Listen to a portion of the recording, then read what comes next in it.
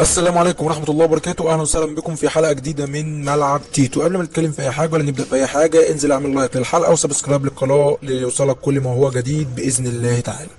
الزمالك يسقط أمام فاركو بثلاثية نظيفة مع الرأفة في الدوري الممتاز.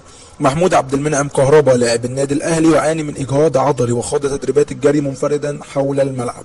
وأضاف طبيب النادي الأهلي بأن كهربا سوف يخضع لفحص طبي بإذن الله لتحديد موقفه من المشاركة الجماعية والإطمئنان على حالته. الأهلي يعلن جاهزية محمد مجدي قفشة للمباراة القادمة أمام ريال مدريد. وقال الدكتور أحمد أبو عبلة أن اللاعب قد تخلص من أثار نزلة البرد. ورودريجو لاعب ريال مدريد: أتمنى التتويج بكأس العالم للأندية، ولتحقيق ذلك علينا الفوز أمام الأهلي أولا.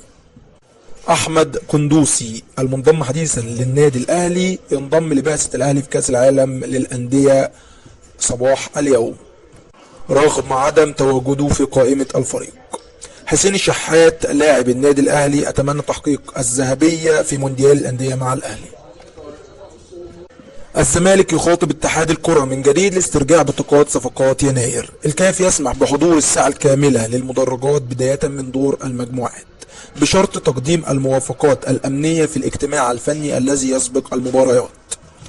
تأكد غياب لاعبي ريال مدريد عن مباراة الأهلي للإصابة، وهم كريم بنزيما، هازارد، إير ميليتاو، ميندي، كورتوا، لوكاس فاسكيز. وبكده بعد خسارة الزمالك اليوم أمام فاركو، الفريق مهدد بعدم المشاركة في أي بطولة أفريقية في الموسم المقبل. وإذا شارك الزمالك في البطولات الأفريقية في الموسم المقبل سيشارك في الكونفدرالية وليس دوري الأبطال، لأنه لن يلحق أي مركز من مراكز دوري الأبطال. سيتم تحديد المشاركين في البطولات الأفريقية من الدور الأول في الدوري، ويتبقى مباراة واحدة فقط في الدور الأول للمقاولون العرب، وستكون أمام الأهلي. في حال فوز المقاولون العرب بهذه المباراة، هذا يعني عدم مشاركة الزمالك في أي بطولة أفريقية الموسم المقبل. ولكن إذا خسر المقاولون أمام الأهلي سيظل الزمالك في المركز الرابع ويشارك في الكونفدرالية. تشكيل النادي الأهلي المتوقع لمباراة القرن أمام ريال مدريد غدا بإذن الله تعالى: في حراسة المرمى طبعا محمد الشناوي، في خط الدفاع محمد هاني، محمود متولي، علي معلول، محمد عبد المنعم. في وسط الملعب اليو ديانج، عمرو السولية، حمدي فتحي.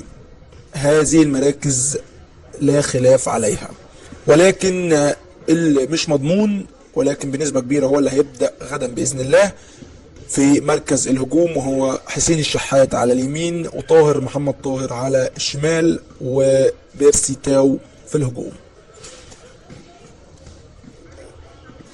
إذا لحق كهربا بهذا اللقاء سيكون متواجد على دكة البدلاء. تشكيل ريال مدريد المتوقع للمباراة جاء كالتالي: في حراسة المرمى لونين، الدفاع ألابا وناتشو وروديجير، هيلعب 3-4-3.